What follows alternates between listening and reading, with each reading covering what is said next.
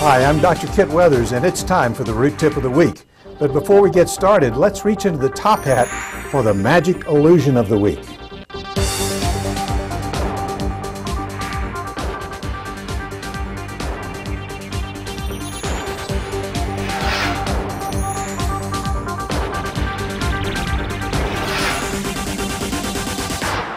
Here's a simple, very quick trick you can do with 3 cups.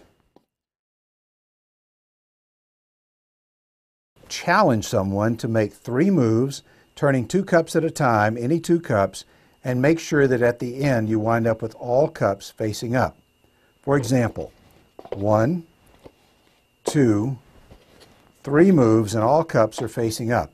Then you challenge the person to do exactly the same thing and they can never do it. I'll do exactly the same moves. 1, 2, 3, but look, they wound up face down. So what's the secret? To learn the secret to this and other magic tricks in this series, go to EndoRootCamp.com. Well, today's Pulp Fiction says that it's impossible to eliminate unplanned referrals, and of course we know that's false. You can absolutely eliminate the stress of having to send a patient over to the endodontist after you've started the case. And how do we do that? Today I'm going to tell you about a system called Endonomics, or the economics of endodontics. If you take the 2 words endodontics and economics, split them in half and put them together, you get the word endonomics, which is a phrase that I coined about 15 years ago to refer to a series of systems for taking the stress and the mystery out of our endodontic treatment.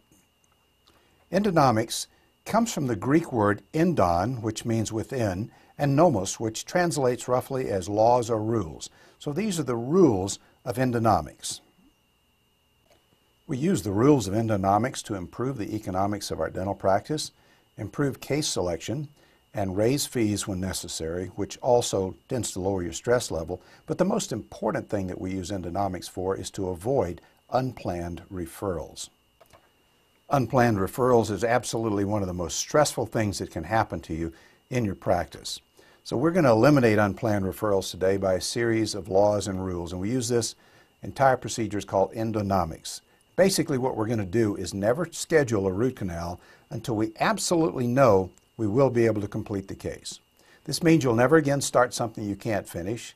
And the flip side of that is you're probably referring some cases that you should easily be treating. And for example, should you refer this case simply because it has a little bit of a curved root to it? Well, in this particular case, the answer is yes, because there's about 4 canals in there, but many times you can't tell just by looking. There are 6 basic reasons that we do not want to have to refer a patient at the last minute after we've started a root canal. Number 1, the patient perceives that it's a wasted visit, and it's also an increased expense to the patient because most of the time they've taken a day off from their practice. There's a delay in getting the necessary treatment in many cases, and patients really don't like having to leave your office for treatment.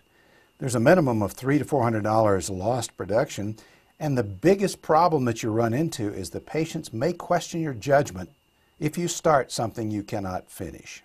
So how is it possible to know which cases must be referred and which cases can be treated right in your office prior to committing to the root canal? The answer is very, very simple. If you think there's any possibility that you might have to refer the case, simply tell the patient, today I will be doing an infection control appointment and I'm going to then treatment plan a D3221. Now the pulpectomy 3221 has just changed recently. It used to be that you could not do the root canal and the pulpectomy on the same patient. You would have to do either one or the other and refer for the root canal. Now you can do them both as long as they're not done on the same day. So tell the patient you're going to do an infection control appointment, and here's what you do. Open the tooth, start looking for the canals, and set a timer for 15 minutes. When the timer goes off, if you have not located all of the canals in that 15 minutes, then simply refer the patient to the endodontist. You've done exactly what you told them that you were going to do. This will be very beneficial for both the doctor and for the patient. For example, you know you can complete the case on the next visit. The patient knows that the next treatment will be painless because they've already taken out the nerve and they know that it didn't hurt that day. So there's a greater chance that the patient will show up, and you know precisely how much time to schedule for the next appointment. and you're much more likely to schedule the restorative treatment at the same time. Other benefits include no surprises for the patient, no surprises on your schedule, a minimum of production of at least $200 an hour, potential to fill gaps in your schedule.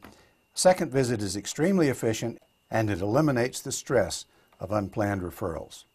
I hope you've enjoyed this root tip. See you again next week. Well, that's it for another Root Tip of the Week. I'm Dr. Kit Weathers, inviting you to register at EndoRootCamp.com for free videos and special reports you can't get anywhere else. Meanwhile, I will see you at our next Endo Root Camp.